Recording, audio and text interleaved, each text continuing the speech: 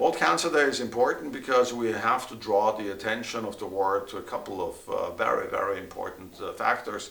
First, being the equal access to diagnosis and treatment across the world, which is not a given. Just on the contrary, we know that both treatment, particularly with expensive drugs, and diagnosis is limited to very certain regions, not necessarily the richer ones. This is not really a prerogative, but still it is being restricted. And on the other hand, we of course have to face the challenge. The drugs are getting more expensive, and there we do have the question, how will we get these more expensive drugs and very expensive drugs to certain parts of the world which might be underprivileged financially and also access-wise.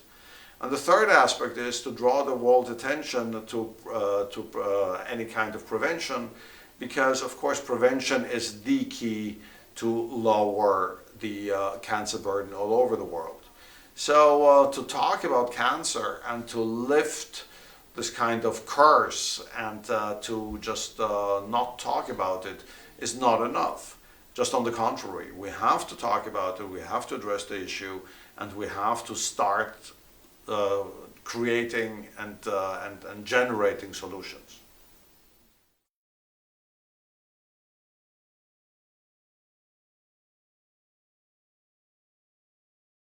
So the IAEA has been involved in cancer for many years, up to 30 years. We have helped many countries develop their first radiation therapy center, which is always the biggest challenge, because before the first center is put together, the country would not have not only the infrastructure, but more importantly, the technical expertise to develop other centers. Once you put one, it's kind of a process that the next one is easier, etc., etc. And then for the first one, you have to have safety infrastructure and various things like that. Then assessment of the need, we figure out what's needed. Then we have several ways of doing that, whether through our databases in Iraq or whether it's through missions, like impact missions. And then once we know what's needed, then we advise the country in terms of the next process, which has to go hand in hand, which is training and education, and at the same time the planning of the actual radiation therapy center. So the training and education, we have a whole team that needs to be trained. We have a medical physicist, radiation technologist, radiation oncologist, and it takes years. So that is something that sometimes was not recognized early on, but it's an essential part of what we do.